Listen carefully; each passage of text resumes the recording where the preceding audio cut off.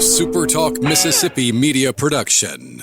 Buy or sell at Mid-Delta's auction on Friday, October 17th. Tractors, combines, and more with live online bidding at mdauction.com. Call 662-299-2414. Mid-Delta Auction, across from Cannon Motors. This is Gerard Gibert, and thank you for listening to MidDays here on SuperTalk Mississippi. MidDays with Gerard Gibert is on the air. MidDays with Gerard Gibert is powered by C-Spire. Power your home or business with C-Spire Fiber. To learn more, visit supertalk.fm/C-Spire. C-Spire Fiber powers SuperTalk Mississippi.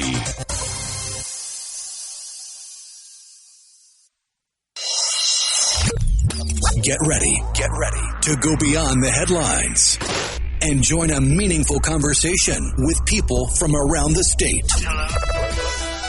You're listening to MidDays with Gerard Gibert here on SuperTalk Mississippi.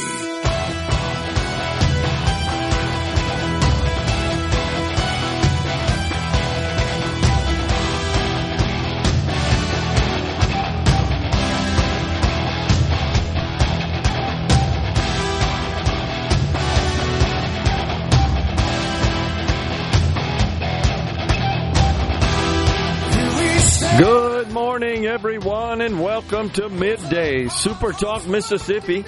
I'm your host, Gerard Gibert, along with Rhino in the Element Wealth Studio, guiding you through the middle of your day with facts, fodder, and fine music. Breaking in a brand new week here, Rhino. Howdy. So I have to admit, I'm so accustomed to being remote that I put my headset on this morning, and I reached down for the mic boom to adjust it, which is what we, of course, use when we're remote, the combination headset mic. But we're at the SuperTalk headquarters in the Element Wealth Studio. We got a whole bunch to talk about. Our schedule today, we have Representative Jansen Owen. He'll join MidDays at 11:05. He represents Lamar and Pearl counties. He's going to give us an update on the hearings the Education Freedom Task Force has been conducting. That task force, of course, commissioned by Speaker of the House Jason White earlier in the year. 4 different task forces with different focus areas. This one, of course, focuses on education freedom. Representative Owen has introduced legislation in the past that would expand education freedom in the state of Mississippi. More on that in a bit. Right now, the big news, of course, is these hostages being freed. What a sight to see this is.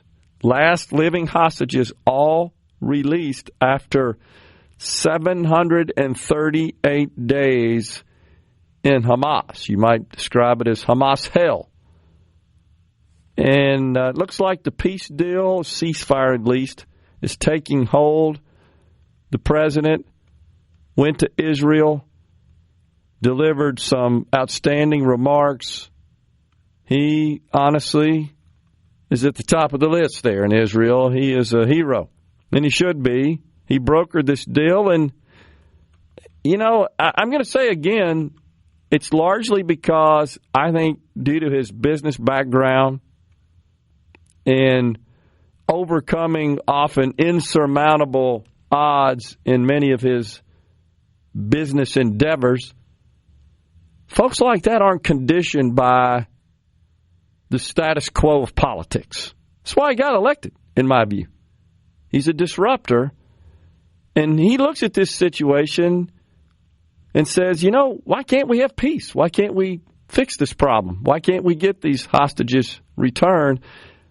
And what I'm trying to say is often you run into career politicians who just dismiss such ideas, don't even try.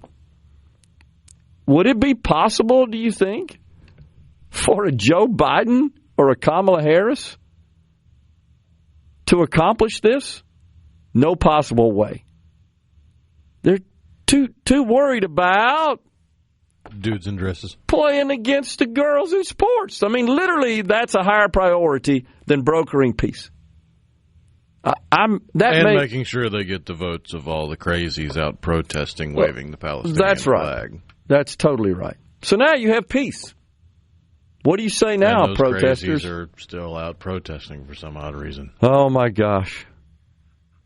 So I think the Democrat Party is leaning continuously into all this social justice nonsense, that they're missing the big picture of people are dying and people are held hostage in unimaginable circumstances. And this country is the most powerful nation on the planet, should take an active role in ending the carnage and returning the hostages. That's what the commander-in-chief did. You probably saw the communications between the airport in Israel and Air Force One. That's been published. It's pretty neat, the way they are welcoming the president and lauding the president for his efforts in their home country there. So I think this is great. This is historic. And as you say, there's still a lot of people out there protesting, but maybe a chink in the armor. Even Hillary Clinton and CNN have offered their congratulations and praise for the president. What in the world is the world coming to when old Hillary Clinton says something positive about the president? So, and I feel like he's been humble about it, honestly. In his remarks, he said that we hopefully are embarking on a new era of peace and stability in the region. And, I can't help but think, just as a business person and one who follows economics and finance all the time, how much more prosperous we would be as a society, global society, if we just quit killing each other and fighting each other. There's a lot of resources sucked up into that, and it accomplishes nothing. Everything it accomplishes is bad. But it's crazy when you think about loss of human life, the most precious asset of all, of course, and then all the other resources involved in inflicting the losses. It just makes no sense. Bring it closer to home. It looks like we're at war here in the state of Mississippi. How sad is this? On one weekend, 5 different incidents, I believe, all of which appear to be associated with football games. Now, I know there's some question as to whether or not that's the case regarding the incident in Leland, because it occurred downtown, Leland, Mississippi. But there does seem to be some connection. Yeah, it was homecoming festivities. Downtown. So still associated with a football game, right? Can't we just play football? We got to go out and play shoot 'em up. It's just unbelievable. Incredible. So we had Heidelberg, Leland, in Sharkey County, and then, of course, Alcorn State and Jackson State, both of whom were having homecoming at their football games. And we have Rolling Fork. That's right. Which is where the vast majority of people in Sharkey County probably live. Not a very populated county. But it's just incredible that this is going on in the state of Mississippi, so much compressed in, 24 hours. And unbelievable. And we're dealing with children, effectively, in a lot of these cases. In some instances. Yeah. But doesn't look very childlike in the images of the suspects that the FBI released. I agree and saw that, and pleased to see the FBI getting involved. And I guess the perpetrators have been identified and some arrested. I'm not sure if anybody's still at large or not, what the latest is on that. But very sad, man. It just really does hurt. And I think it's time for a reckoning. And I started thinking, well, maybe the governor ought to deploy the National Guard across the Magnolia State in these hot spots. Unbelievable. But at a football game, you're supposed to be having fun. It's entertainment. It's relaxation. It's good times of socializing. How can you do that when there's gunshots ringing out all over the place? Just insane. What the heck's going on? And why so many in such a short period of time? Do you think it was all planned? Premeditated? Hey, I'm going to wait till homecoming, and I guess I highly doubt it. For maximum effect. It's just unbelievable. This sort of stuff's going on in this state. But it's time again to have a discussion about this, but more than that, to take action. Have a discussion about what action we're going to take to address this issue. I hope there's interest in that. And I think we can't be hesitant to also point out that this seems to be concentrated among a specific demographic. And I'd like to see the Democrat Party in the state step up and say something. It's time. Instead of worried about all this other crap they always are. They'll say something. They'll blame the guns. Okay, got you. Coming right back, it's Middays on a Monday in the Element Well studio.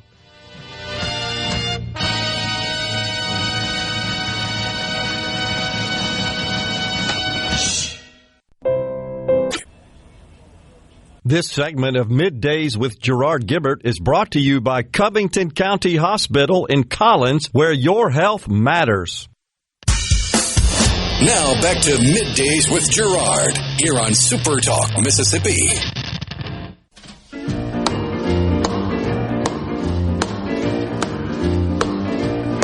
Well, bless my soul, what's wrong with me? I'm itching like a man on a fuzzy tree. My friends say I'm acting wild as a bug. I'm in love. I'm all shook up. Yeah.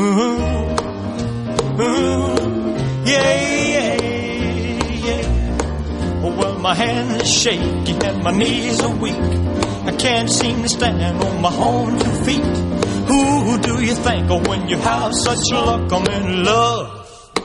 I'm all shook up. Yeah.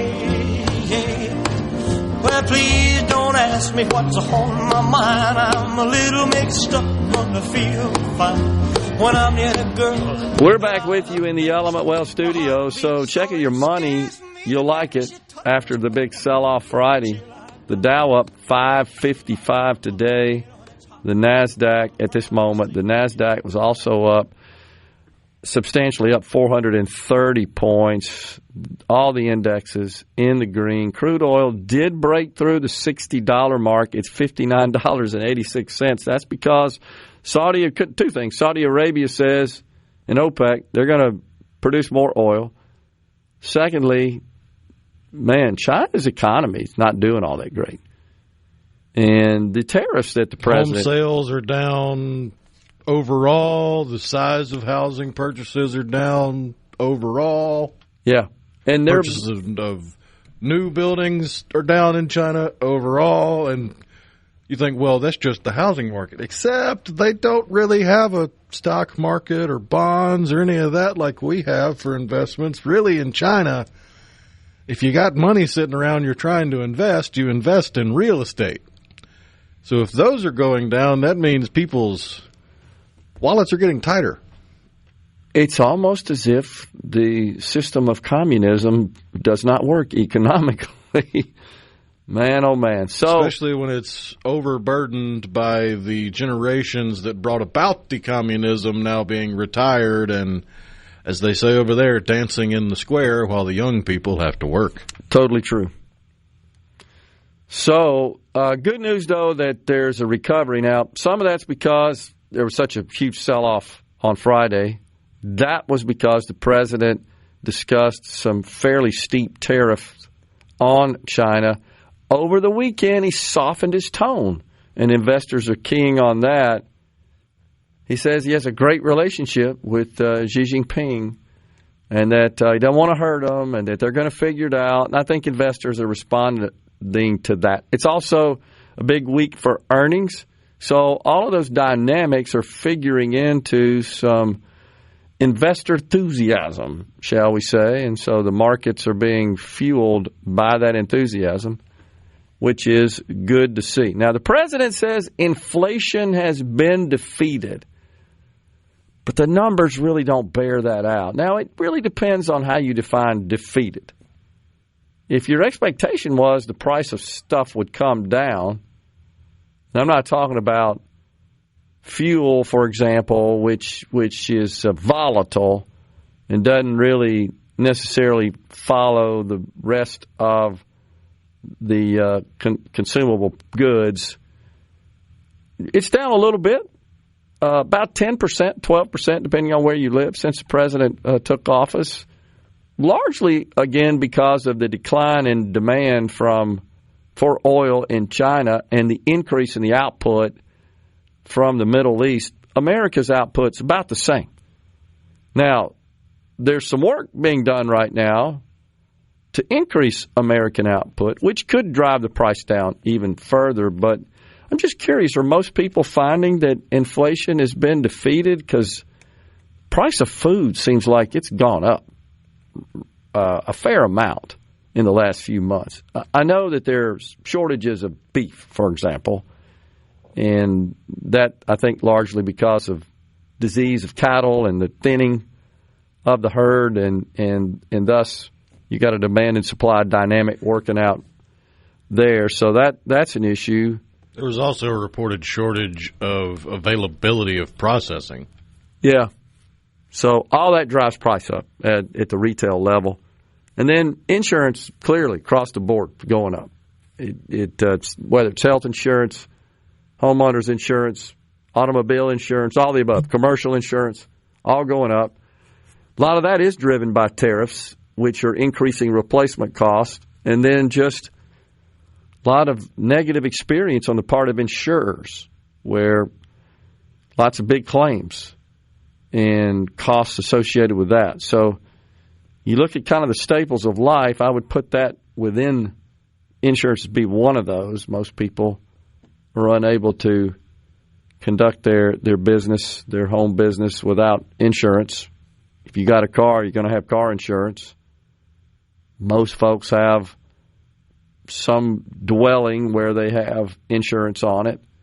If you're renting, you may have renter's insurance, but if you don't, even if you don't, you're paying for it and you rent. The landlord, of course, the owners of the property have insurance. So all that's kind of going on. And inflation is, as far as the ways the government calculates it, still in that 2.6%, 2.7% range, not down to the 2% that the Fed is looking for to really get aggressive in cutting rates. So we'll see what happens in any future calculations of inflation. Now, we were talking earlier about the Democrats and how they just seem to be focused on things that aren't at the top of the list for Americans. They are being very critical of the Senate Republicans and really the Senate members of the Senate, members of the House on the Republican side of the aisle as well, with over their assertions, their claims that the CR coming from the Republicans, a continuing resolution to fund the government, is, quote, clean.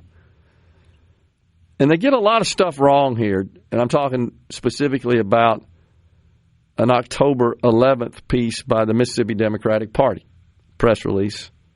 It's on social media as well. And they're advising people, don't fall for the spin. The far right, their media outlets and social media misinformation campaigns are pushing a false narrative. Boy, if that ain't projection. No. So they're criticizing Mississippi's Republican senators Cindy Hyde Smith and Roger Wicker on their statements that we're just trying to pass a clean continuing resolution and reopen the government, and Democrats are holding up funding to give trillions in benefits to illegal immigrants. Yeah, that's not actually true either. But here's where the Democrats go off the rails.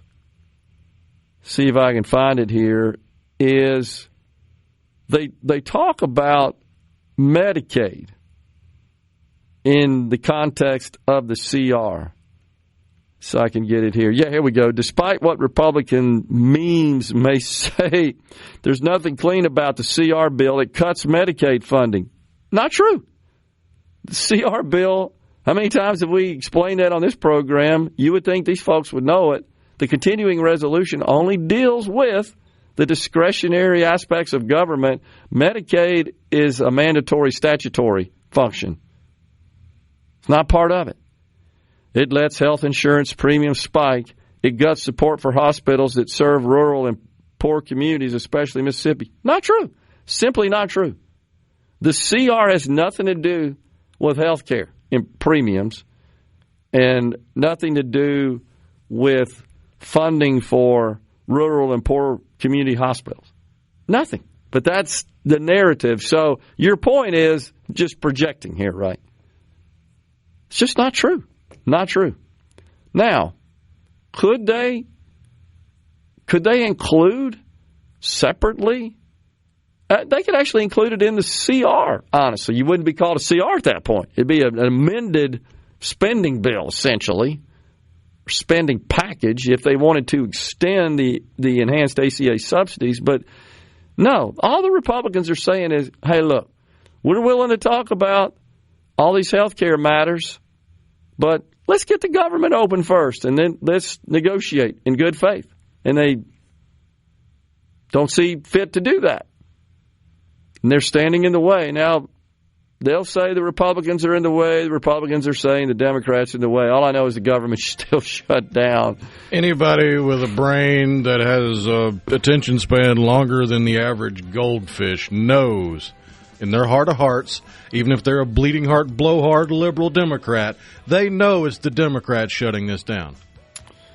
I think a lot of people do. The only caveat I would make to that is when folks start getting the notifications of massive spikes in their health care premiums, I'm not sure if that holds. So the Democrats screwed up your health care and then put a Band-Aid on a bullet wound during COVID, and now the bullet wound's bleeding again? Honestly, I don't know why they're so upset about returning to original Obamacare. I don't get that. It's because deep down they know Obamacare sucks. We're coming right back in the Element Wealth studio.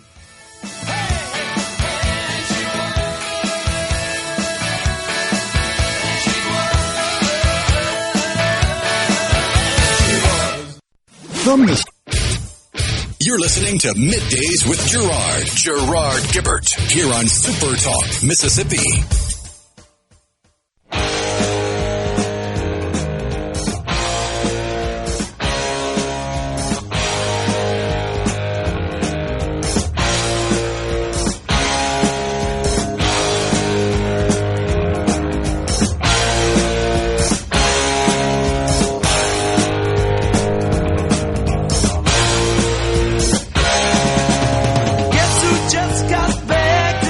Welcome back, everyone. It's Middays.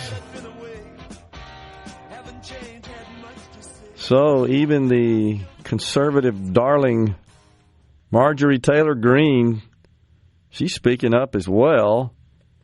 She's conservative insofar as it gets her attention. When it stops getting her attention, she finds something else that does. She does love it, doesn't she? There ain't no doubt. She absolutely craves it. She's becoming a bit of a thorn in the GOP's side, but on its left or its right. So she said on CNN last week, late last week, I'm not putting the blame on the president. I'm actually putting the blame on the Speaker and leader, John Thune, in the Senate. This should not be happening. And she posted on X explaining that she is explaining why she's sort of going against the grain with respect to her party on health care. Hint, it's for attention. Oh, man. She says, I'm not towing the party line on this or playing loyalty games. I'm carving my own lane. If that's not about getting attention, I don't know what in the heck is. Well, she's got to find some way to couch it because her espousing of the need and the priority of taking responsibility for one's own actions and the consequences thereof seems to fly in the face of her argument for why we need ACA subsidies extended. Well, apparently she can't take responsibility for raising her kids, and her kids can't take responsibility for not being able to pay their bills. Oh, me. So it continues. We'll see where all this goes for sure, but I didn't expect to see her come out quite so vocally, I guess, condescending of her Republican colleagues there. She's pretty upset about the whole situation. And, yes, she does reference her children, her adult children, who are poised to see their health care premiums spike with the enhanced subsidies expiring. My prediction is the Republicans are going to agree to extend the subsidies for the enhanced subsidies now for a year. That's what I believe. They're going to want to avoid, I know you find this shocking, that they may be, that action may be rooted in political motivation, but they're going to look to extend them beyond the midterms. So most people won't know. They won't find out about these premiums going up should the subsidies be allowed to expire. But open enrollment kicks off in November, so folks are about to get notifications. There are 24 million in the country that purchased subsidized coverage in the marketplaces, 340,000 here in Mississippi. And there's no doubt they don't even know this is going on, the vast majority of them. And when they get those notifications, they're going to freak out when they see that. Their premiums are spiking. I wonder what percentage of those people were signed up for it pre-COVID. I can tell you, half. Well, half of them shouldn't be all that surprised because half of them were paying this before COVID. 12 million, that's right, were enrolled pre-COVID. It spiked to 24 million once the enhanced subsidies were implemented. That was in early 21. And yes, since then, enrollment's been through the roof, more than ever. Now, keep in mind, this does not affect the vast majority of people who get their insurance from their employer in the group market. Are those premium rates going up? Yeah, but not to the extent they are for those that purchase their coverage in the exchanges. No, everybody else has already felt the pain ever since it was implemented. Right. Ever since the implementation of Obamacare sent everybody's premiums sky high. And I am happy to share. Unless you were a moocher back then and you're still a moocher now, in which case you just got stuff for free. The things that drove premiums up, there's a list of them. One is something that many Republicans support, including the president. And that's the prohibition against carriers denying someone for pre-existing conditions or canceling them. Now, here's a nuance to that. That only affects those that purchase their coverage in the individual market. In other words, they don't get it from their employer. Because that law was changed in 96.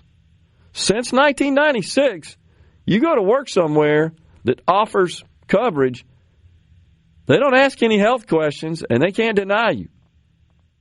Here's the exception. If you jump employers and you had group coverage and you go work for another employer, if you allowed your coverage from the prior employer to expire over, I think it's 90 days, then the new carrier has the right to deny you because you didn't have what's called continuous coverage. But all I'm saying here is that problem was largely addressed in 1996, which is where about 85% or more of the people in this country that have commercial coverage get their insurance from their employer. Because more people are employed by others than there are small companies that aren't required to. Big companies, the small companies aren't required to offer coverage. If you've got fewer than 50, the law doesn't require that. But so that was a big thing. Another big thing that drove premiums up, back pre-Obamacare, you could buy insurance that had annual caps on how much they'd pay and lifetime caps. And so that coverage was less money because the insurance company had a predictable cost. No matter how sick you get, no matter what happens, they could figure that into their rates. This is the most they're going to pay in a year and the most they're going to pay over a life. The Democrats said, no, we can't let them do that because people are getting screwed. Well, no, they made that choice. So naturally says, well, heck, if we're on the hook. But the average Democrat voter doesn't understand nuance or read the fine print. They just see smaller number me like. So that's another big one.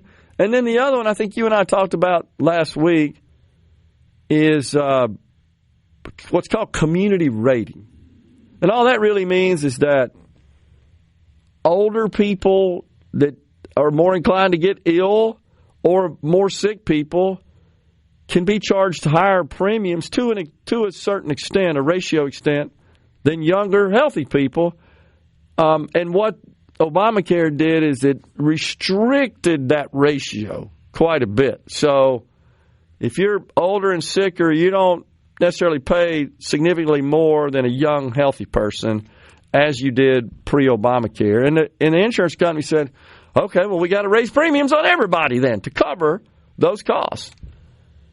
So those are some of the reforms. And then another reform is that it's called the medical loss ratio. Insurers have to, according to the ACA, pay out 80% of what they collect in claims revenue, in premium revenue in claims. So they take in $1 million of premium revenue, they got to pay out $800,000 in claims, and if they don't, they have to send rebates out to everybody. Now, there have been some years where some of the major insurers have fallen below that 80%, and in fact, they sent checks out. They're small, generally speaking, but they add up to a lot. Tens of billions of these rebates have been paid out since then. But that's an example. Another example where, okay, you're basically limiting our profit is what you're doing. So we're going to have to raise premiums to get to the level of profit we think we need to sustain the business. All of that was part of Obamacare. The other thing is there were some taxes imposed that were supposed to be used to keep premiums down on pharmaceutical companies, on medical device manufacturers, on insurance companies, and all of that got repealed. That was unworkable. And the insurance tax was like based on their percentage of the market, their composition of the total market. Here's the tax. You guys just split it up based on how much of the market. And the insurance companies went along with this, by the way, when Obamacare was hatched. Because, why? Because the government said, you got to buy our product. And they went along. And in fact, they got mad because they didn't think the penalties were egregious. Because a lot of people just said, you know this, and the penalties only existed for about 4 years because that was repealed, the mandate, in 2019 under President Trump's first term. Yeah, because that makes a whole lot of sense. You're young, right out of college, trying to get a foundation built underneath you, and you can't afford health care. By the way, Mr. IRS man says you got to pay $5,000. Yeah.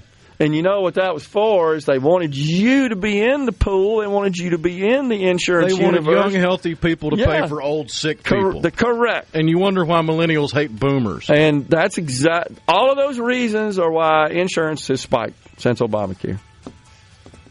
And then you pointed out the other big one. We'll get to it on the other side of the break. We're in the Element Wealth studio. We're coming right back.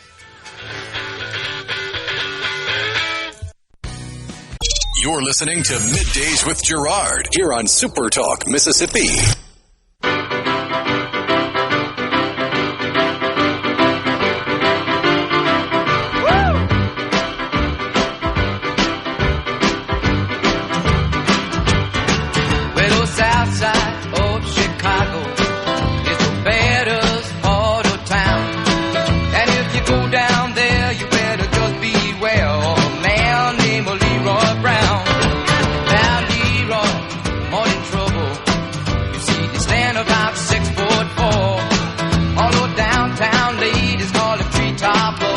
Welcome back, everyone. It's Middays. We're in the Element Well studio. So the final factor, of course, that has driven up the cost of health insurance premiums since the Affordable Care Act, a.k.a. Obamacare, was enacted in 2010, is your favorite. Tell them what that is, what you don't want to pay for. Oh, that would be the fact that my coverage as a red-blooded American male has to cover prenatal vitamins and OBGYN services and maternity care. And of course, insurance, as you know, is regulated at the state level.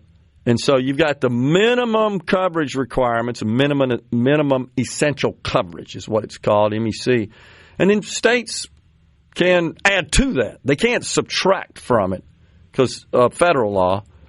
But you get into some of these states. New Jersey's one where you got to pay for all kinds of crazy stuff that you would say, wait, no, all sorts of drug rehab and things like that, for example, which is expensive. And that makes everybody's premiums higher. But that's another big thing that, again, was part of the ACA. So what the Democrats say is, well, what you had before was junk insurance. The fact that you were paying for insurance that would cover pregnancy and live birth, well, that's junk insurance. Wait, I'm a dude. I can't have a baby. That literally is their logic. Am I wrong here? No. That's exactly what they said. So, because they had to find some way to make male and female insurance the same. Correct. Even though our plumbing and wiring is completely different. Right. But then again, Democrats can't acknowledge that. Just look at how far we've come to where it's ma'am. So true. Pay no attention to the Adam's apple. I'm wearing a dress. It's ma'am. That is just totally sick. And it just continues to I guess, propagate across the country, certainly in the leftist circles. It's disturbing, honestly, that this sort of stuff goes on and we can't seem to just shift away from it. There was, speaking of what you were talking about, there was a report I saw. Somehow it's not fair to Democrats that women had to pay more than men for health insurance, but they don't really care that men have to pay more than women for car insurance. Right. Absolutely right. Statistical realities can exist in one place, but not in another. Ah, okay. Yeah, because I remember I used to get mad about that. And you're right. The statistics showed that teenage boys were more likely to get in accidents than teenage girls. Thus, the rates were higher, right? The teenage boy was like the highest of all that you could insure for automobile insurance. Yeah, it's a good point. But when you get into health care, oh, no, we can't do that. You mean even though, just because, as you point out, of the way God made us with the additional plumbing, more likely to need health care. More likely to get pregnant. I know that's hard for the left to understand, and that requires some cost. Unbelievable. So up in, just continuing on this insanity, Massachusetts, they have laws around qualifying to be a foster parent. Well, every state has that, of course. They're federal and they're state. And there are some foster parents who just lost their license for refusing to sign a policy, talking about in Massachusetts, pledging to, quote, affirm the LGBTQ identity of the kids, the foster kids. So this is a couple that's opened up their home to take care of foster kids, doing a good deed here. Takes money, takes time, and they're mad because these kind-hearted parents refuse to really affirm to affirm the identity nonsense because they said, no, we think they need counseling, that maybe they're short-circuited in the brain at this point. We're not going to rush them off to the clinic and get their genitals mutilated. Bravo, Massachusetts parents. That literally is state law in Massachusetts. Well, we're going to have to remove them because we got to get them to the clinic immediately. That's insane. That is just mind-boggling. And those same people in a year or two's time will be crying about there's a shortage of foster parents. Totally true. Because seemingly the liberal viewpoint of the world ends in about a 10-second time window. They all have the brains of goldfish.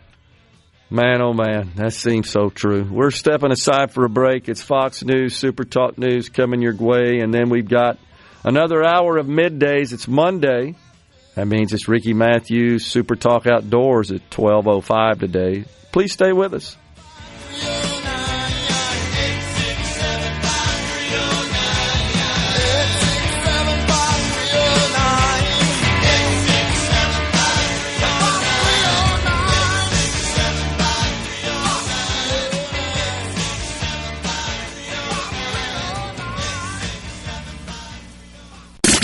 Of Middays with Gerard Gibert is brought to you by the Mississippi Business Journal. Visit msbusinessjournal.com. Scott Coopwood, publisher and president.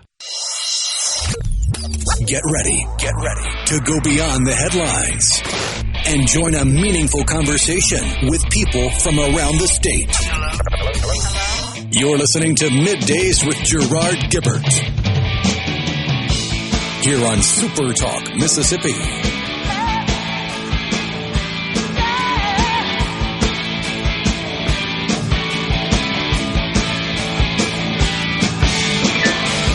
Welcome back, everyone. It's hour 2 of Middays from the Element Wealth Studio.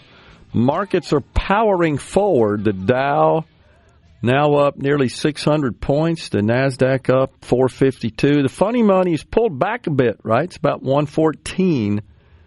Yeah, it's back up off its lows of about 110, 111 over the weekend. Yeah. So that's what's going on. Yeah, the Dow up 568 at this moment in time. Tim from Tupelo says, you mean a woman can get pregnant? Yeah, I know, it's shocking. Absolutely. Paul's Appliance Repair says, I was just curious to how the history of our government screwing us over is boomers' fault. Oh, man. I'll let you handle that one since I happen to be a boomer. Well, I mean, there are a variety of reasons to dislike the boomer generation. First off, they brought us hippies. So that's strike one. They also held on to power and government and business far too long and never allowed Gen X to move up the chain to actually learn the skills needed to take over. So now you got a bunch of boomers. When they retire, there's nobody there to take over. So family businesses are going kaput. But that's not really a strike. That's just a reason to dislike them. Oh, and back to the Obamacare, millennials trying to start their lives just out of college had to pay through the nose so that boomers could get cheaper health care. Oh, yes, all our fault. And pay no attention to the fact that boomers have this weird mindset about the way housing costs. Because you got boomers out there that paid 14 blueberries and a sneeze for a house that are like, what? You can't get a house for $15,000 anymore? I paid $15,000 for mine. Well, I can assure you I'm not that oblivious. I know what's going on with respect to the housing market and housing costs. Yeah, I will tell you that I think there was some mistakes made on the part of my generation, perhaps not imparting more wisdom on the advancing generations to sort of replace them in the business community in particular. I think there was some oversight there, no doubt about that. I tried to hand the reins over. I can't even say I did that. My kids had no interest in my business or my industry, honestly, and that's perfectly fine. And I never pushed them. I don't think that's appropriate. They kind of had half a clue of what we did. My daughter did work a couple of summers, I think. Jason and Starkville added another one to the list. And they covered nice hardwood floors with glue-down sheet vinyl. Man, I remember that, Jason. In my house growing up, it was carpet. Man, we went from the old hardwood floors not the kind of quality hardwood wood floors like the Heart of Pine, for example, which are super elite. But, yeah, man, when wall-to-wall carpeting came out, I want to say that was like in the 60s. That was a big deal. Then you had to replace it again in the 70s for the shag. That's right. Had to have the shag. Yeah, man. Absolutely. That's pretty good. Just wait till the economy turns around. Yeah, this is on the C Spire text line. Let me go backwards. This is from the 662. The Delta is dying. No industry, terrible schools, and healthcare. Thanks, Benny. The problem in the Delta lies within super high employment and government dependency. Goes back generations. Just wait till the economy turns around. So, I guess what I don't understand is, and I get the government dependency, why are people satisfied with that? I mean, that's a very mediocre, low-quality lifestyle. Why are people okay with that? Why isn't there more gumption and initiative and aspirations, desire? Help me out with that. Well, I mean, if we want to blame generations, just continue this trend. Gen X's whole, I'm out, I'm not worried about it, whatever, really didn't help raise millennials. And because of that, millennials are now raising Gen Z, and wow. Yeah. I guess what I'm saying, though, is, okay, if you tap all the various federal benefits, it's not like, this highfalutin lifestyle. I mean, you're getting by. Food stamps don't amount to that much, for example. You can't spend Medicaid if you're on Medicaid. That goes to the providers.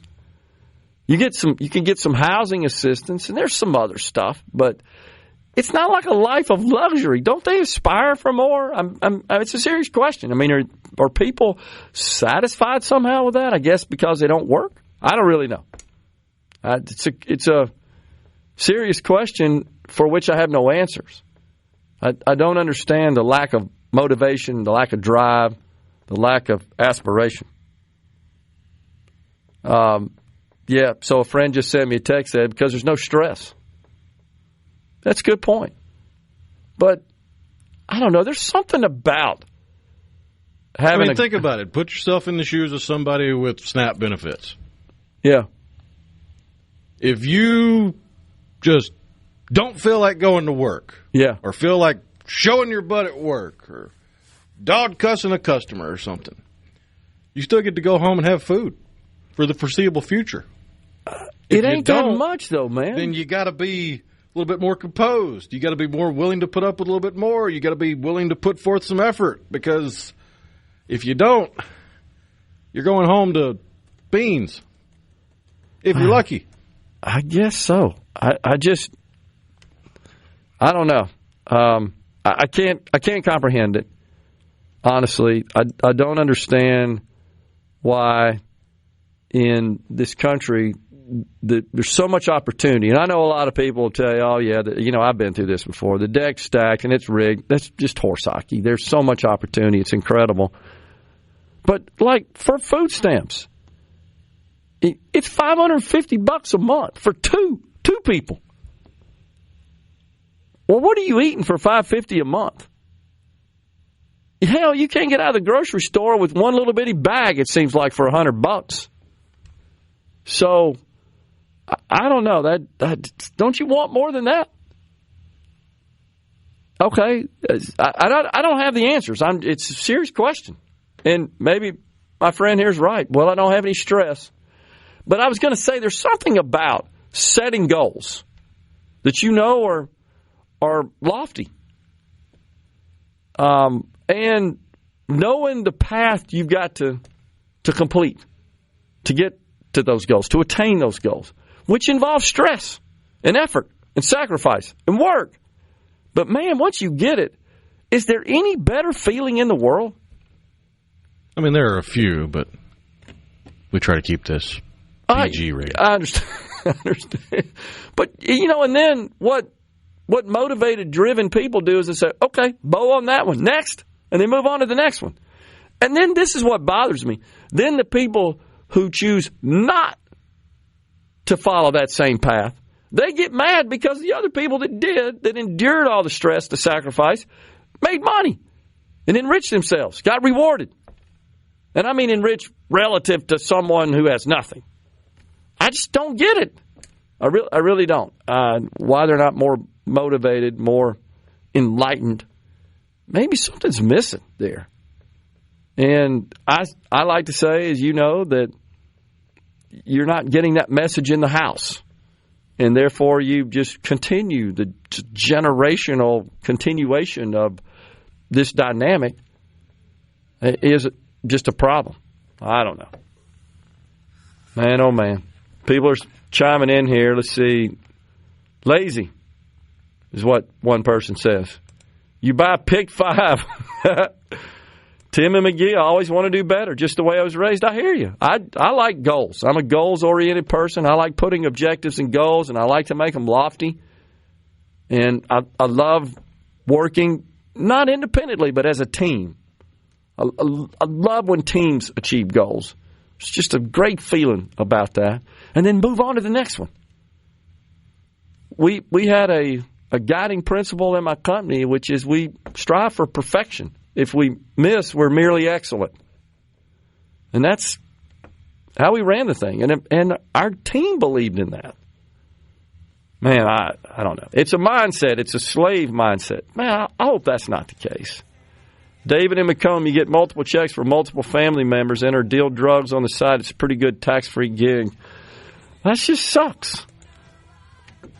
Too much time on my hands, as the famous Styx song went. Yeah, there's something to be said for that as well. They kind of had it right. Debbie in Hattiesburg. I taught school for over 30 years. I witnessed the government dependency as a learned behavior from the family environment of government handouts, which require no work ethics. And I hear you, Debbie. And it seems like it just kind of, it propagates, right? I'm just pointing out, it's not really a great lifestyle, except maybe, as my friend's saying here, you don't have any stress. But so it turns out you have to sacrifice a little bit for good things to happen. Well, delayed gratification is racist. That's right. You can't do that. Coming right back.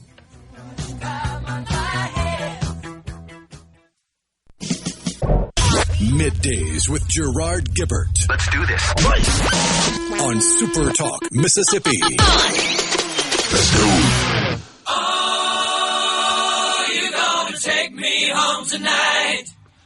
Oh, down beside that red firelight. Oh, you're gonna let it all hang out, fat bottom girls. We're back with you in the Element Wealth studio. Appreciate you joining us today. So the president was in Israel and made a great speech talking about peace. And now he's in Egypt, and he is speaking at this moment at what is being described as a peace summit.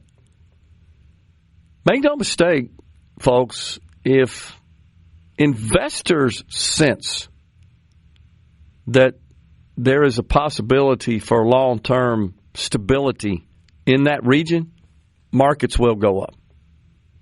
It's just the volatility and the uncertainty and the worry every day of what the heck's going to happen to blow up the region, which would disrupt the supply chain of oil. So even though disrupts more than that, the Suez Canal is a pretty important spot. That's true. Shipping. That's exactly right. There's other supply chain aspects of that region as well, and you're right about that.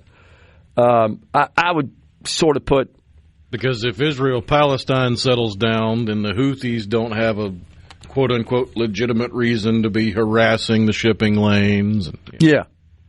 And so even though we talk a lot about being so-called energy independent, we still only produce about 13 million barrels a day of oil. Now, I'm just talking about oil.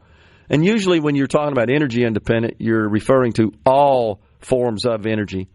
Oil, what we generally think about when we think about energy, because we all got to have gas, unless you got an EV, but even then, you still got to have petroleum generally somewhere in your life and all the other stuff we consume.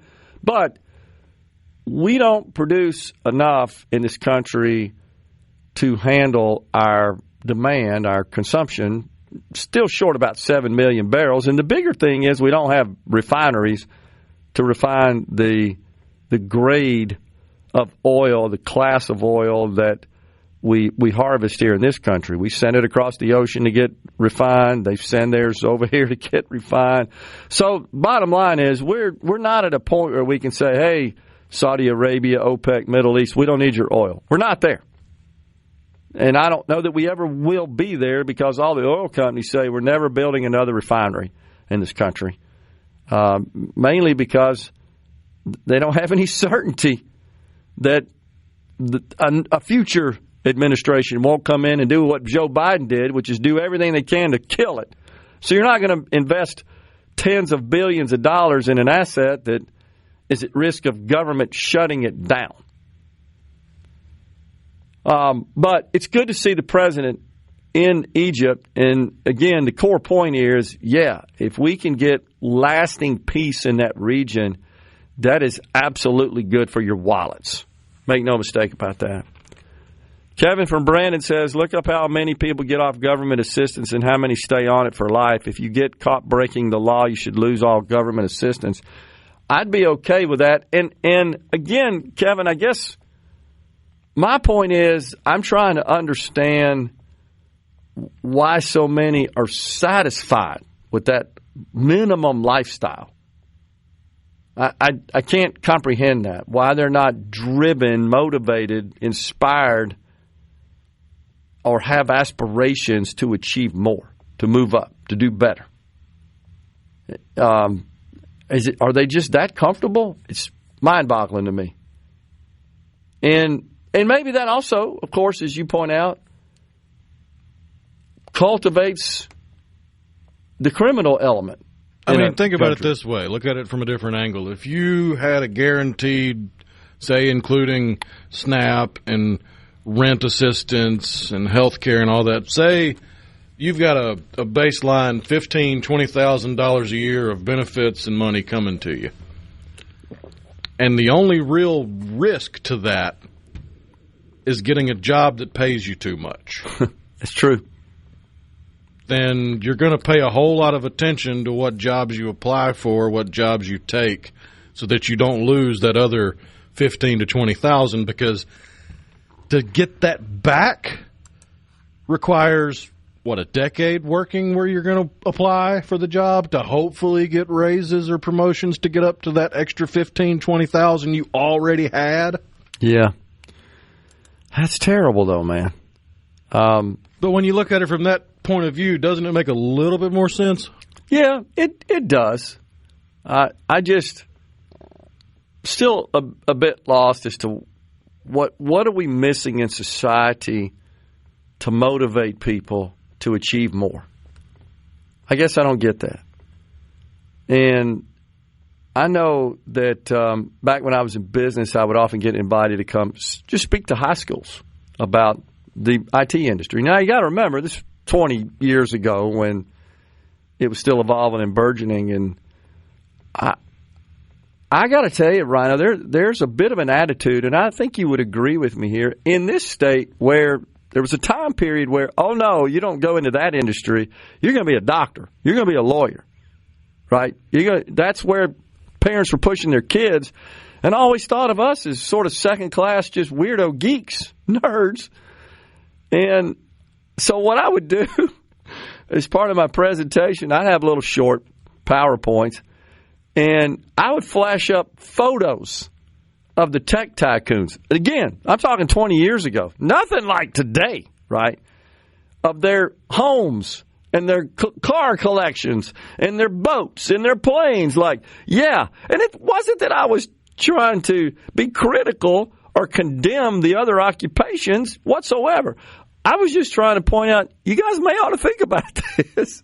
Yeah, we had a programming teacher in high school that joked about visiting Microsoft in the mid-'90s. And you had a break room at the end of every aisle of cubicles full of, it wasn't Red Bull at the time, but it was energy drinks and snacks and sweets and stuff like that. And it was always fully stocked, and people were sleeping in their cubicle. Totally true. Beanbag chairs instead of an office chair. And my teacher asked, why do you do this? Why would you put yourself through this? Because, I mean, none of y'all stay here longer than 3, 4, 5 years at most. You just burn out. And the guy looked at her with a straight face and goes, "Because I like paying cash for my BMW." That is awesome. Yeah, they were kind of one of the first, as you remember, back in the 90s. You lived and worked at the same place. And they had folks that would do your shopping, take care of your kids. Well, it was a renaissance of that. That model comes from way back in mining towns and the cities that built around Detroit car manufacturing and stuff. You're right about that. But it was, kind of a multi-purpose type developments, sort of communes. And there were no hours. And you're right. They could, because that's how creative people tend to work. It's very hard to adhere to a rigid schedule. Go in there and create. That's why Japan, despite their best efforts, could never get close to us in software development. They could take hardware apart and sort of recreate it, but still failed at that. But never could create software because it's a creative endeavor. And you can't do that on some structured, rigid, dogmatic. To get all the smart people and put them in a room, go write some software. It just don't work that way. And if you think about everything that's been created in the software world, it just has all been very, very just spontaneous, right? You can't say, get in there for 2 hours and come up with some idea. That just doesn't work that way. That's rarely, if ever. Right. But, the Japanese culture is like that. It's very structured, very dogmatic, very rigid. And Microsoft said, hey, look, here's what you got to do. We don't care when you work, what your hours are. And it worked. It works in that environment because you're not really accountable other than just through software that you would kind of log in and give a report. I mean, you had to do that, of course, towards progress. But look at everything that's been created. It all came from here, came from this country because of those kind of environments. I get it. It's not for everybody.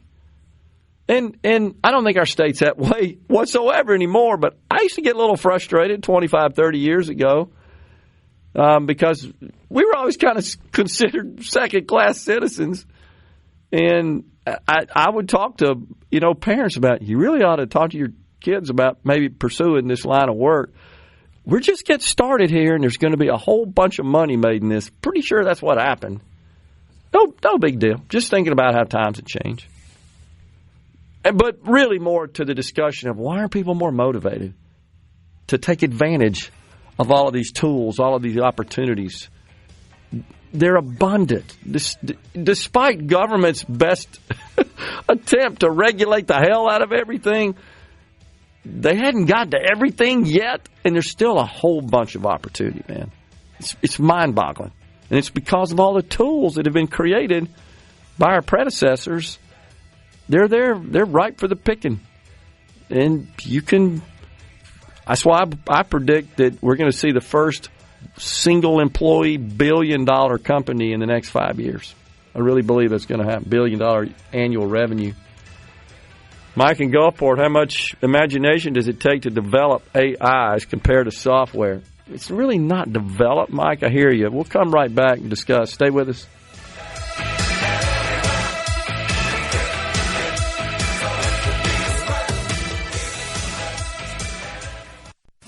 Bring it on! Middays with Gerard Gibert. It is on SuperTalk Mississippi.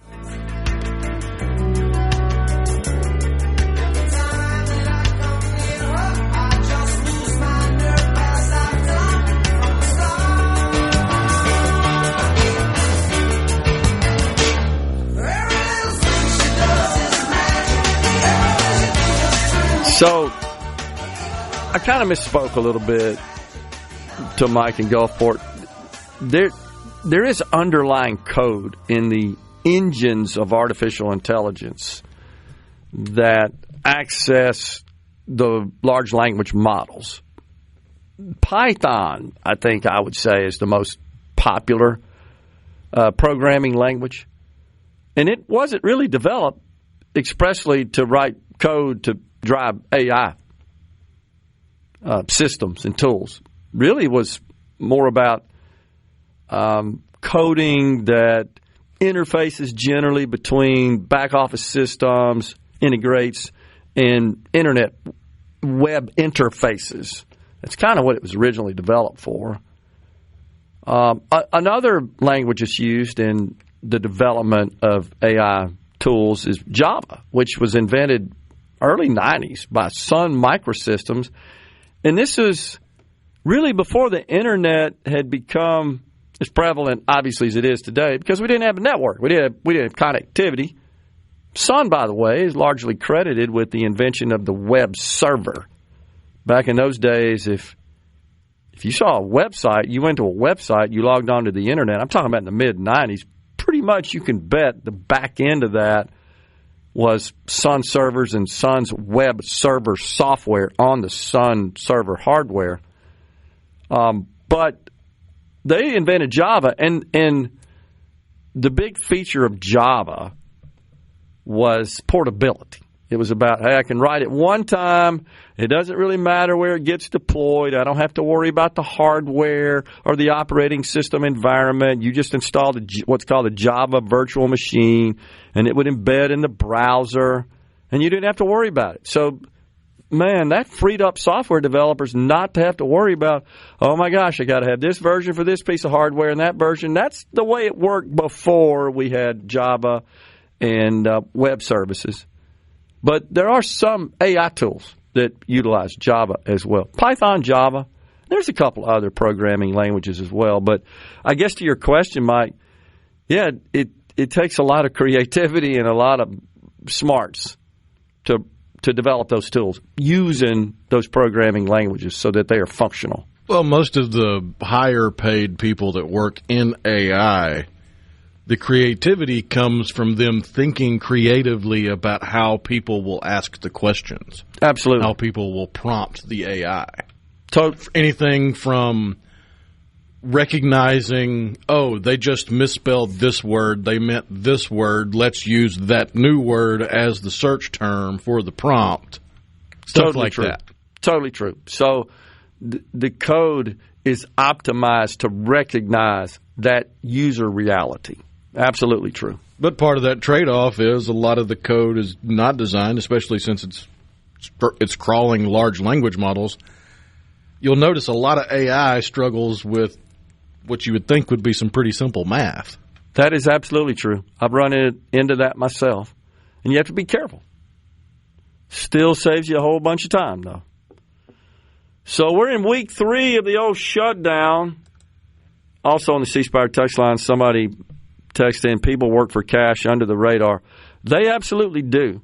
And that's something we've talked about quite a bit on the program, and why I've always been a disbeliever of the labor statistics and the labor participation rate, specifically in this requirement that people have to work to receive certain benefits, because I think a lot of those people work and would qualify, but they don't want you to work.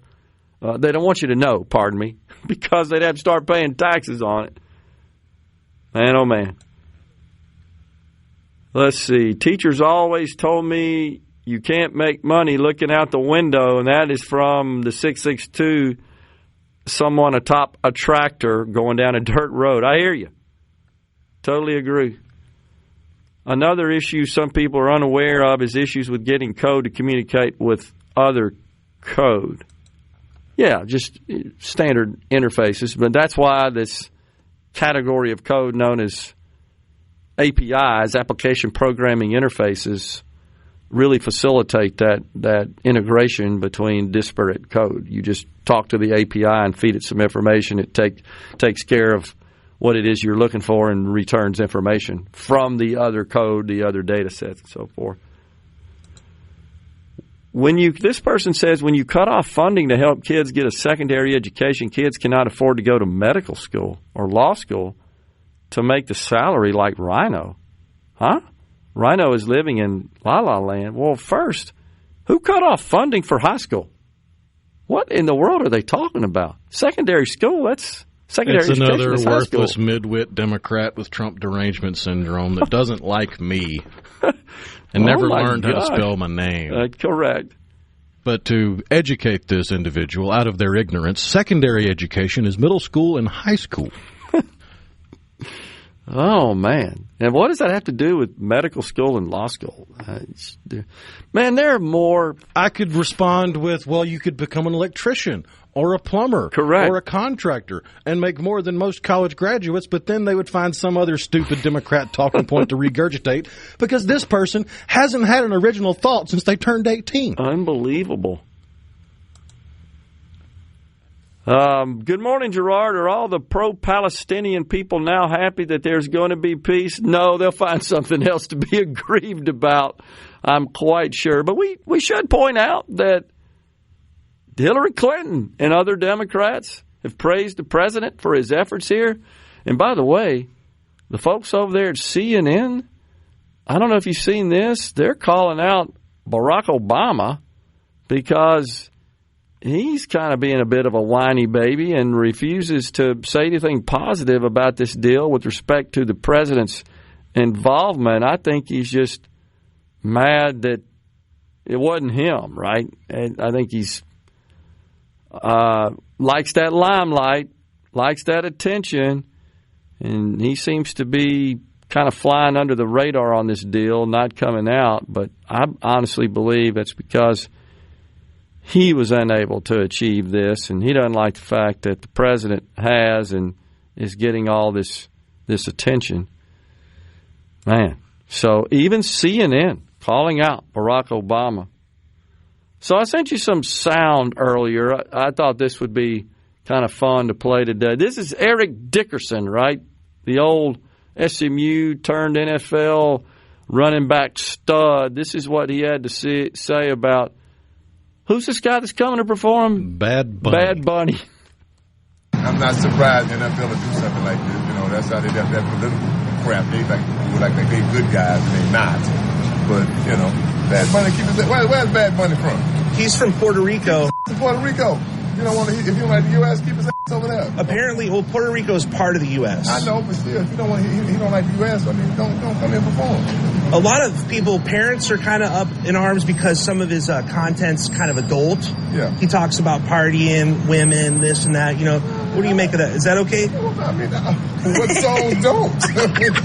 What about your rappers? I mean, you know, hey, like I said, I heard some stuff he said about the United States. So, you know, I'm from the U.S. I love my country. And if you don't like the United States, keep your ass out here. Don't come over here. Do you think the NFL kind of puts this in place so people have conversations to make controversy? It seems like sometimes they might do that, right? The NFL is crooked than the federal government. Way crooked than the federal government ever be. So, I mean, I know the NFL is. They don't care about their players. You know, So corruption from the top. Don't give me that. No, I know. We know that the elites all over are pretty corrupt, right? Money makes people corrupt. Would you say? NFL is ultra corrupt. Yeah. I don't know if it's true. You know, Bad Bunny says something about the U.S. You know, don't come here and perform. Yeah. Don't come here. You know, stay in your country. I mean, I know U.S. Puerto Rico part of the U.S., but it's not the U.S. That's what I look at it. You know, that's what I mean. I just feel like that. You know, they get these performers and they say all this controversial stuff about the United States, like they hate the U.S. and all that kind of stuff. And if you hate the U.S., don't come here. Stay in Puerto Rico, he said. What did he say? The NFL is more corrupt than the federal government. Wow. He called them out big time. Man, oh, man. Unbelievable. On the C-Spire text line, I went to Jones County Junior College in USM. I make more doing my hot shot deliveries and horse training than I ever would with a general studies and English degree. Got it. I don't know why the right has an issue with a halftime show. They aren't supposed to be watching the NFL anyway. Okay. So we can't have opinions about that?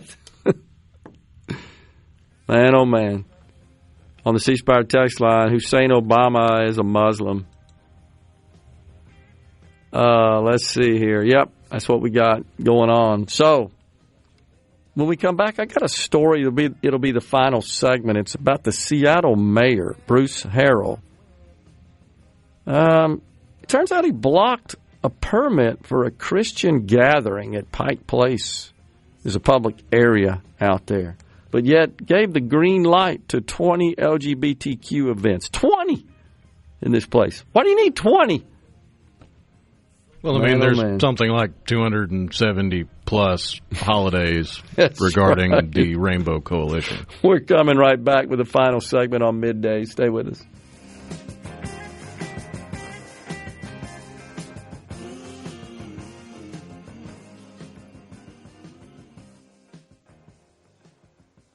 Polyupa, Mississippi. Are we going to do this? Middays with Gerard Gibert. Keep rolling. 3, 2, 1. On SuperTalk Mississippi.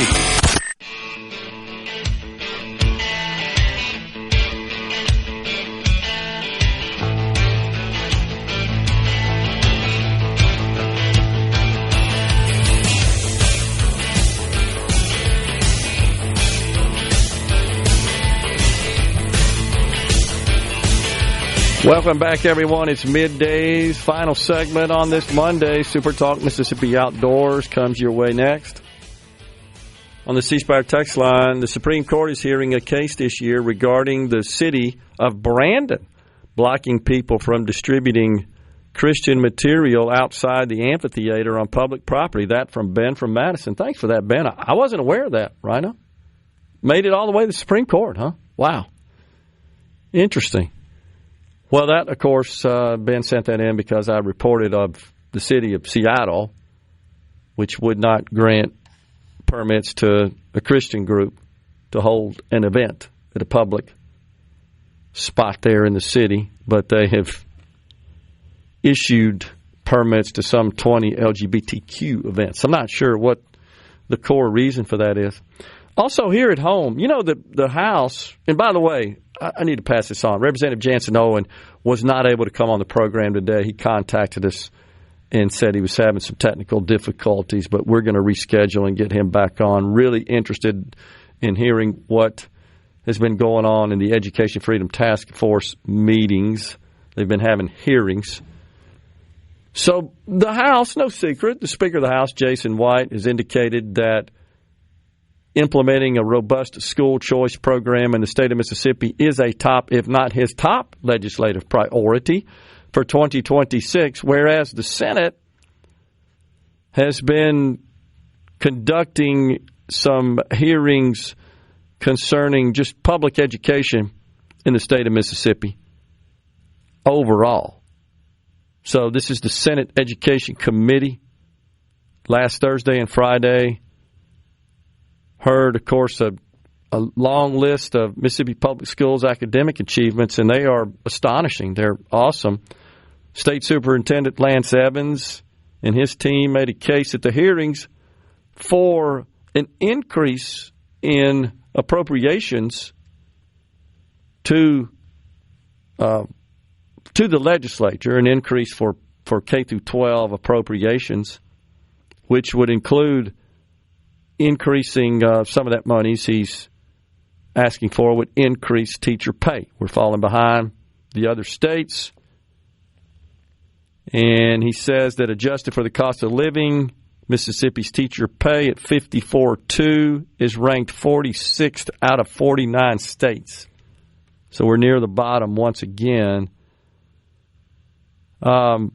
But I guess the point here to me is that we got the House that's highly focused on getting school choice over the finish line, having been unable to do that in prior sessions because it gets stymied in the Senate. But the Senate, on the other hand, is, of course, conducting hearings, not really focused on school choice whatsoever, but conducting hearings on increasing appropriations for public schools. And this is probably going to be of concern to many Mississippians who want to see government cut spending. Well, the biggest category of spending in the state of Mississippi is K-12 education. Looks like it's going to go up, certainly based on the appropriations request from State Superintendent Lance Evans.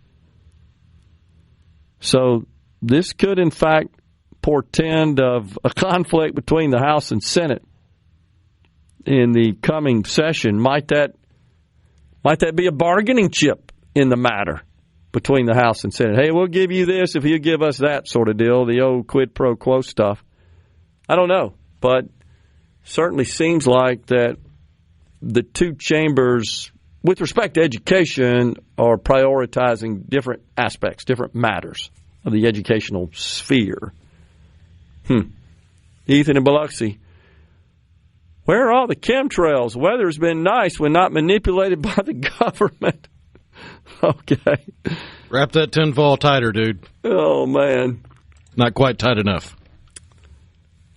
By the way... Chemtrails don't exist, by the way. Right. They're contrails. By the way, Thomas, your meme is this is the Titanic, of course, holding up a necklace with I guess, was that a locket on it, as I recall? No, it was a giant blue diamond. Okay. Boomers, when you suggest they leave something for their descendants so they can have the same standard of living that boomers had. Well, I take some exception to that. As a boomer, you are generalizing and lumping us all in the same category. You don't seem to account for some of us who didn't do that. And I don't know if you, by descendants, you mean just everybody else or direct family descendants or not. Doesn't really matter. How much did you say the average teacher pay was? You do know they get a step raise every year. According to this report from the Department of Education, $54,200. Yeah, I know, they get a step raise, but so do all the other states. The point is we're falling behind again relative to the other states. That's a concern in terms of recruiting and retention.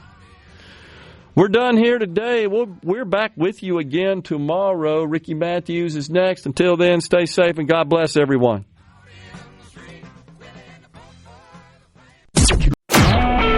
A SuperTalk Mississippi Media production.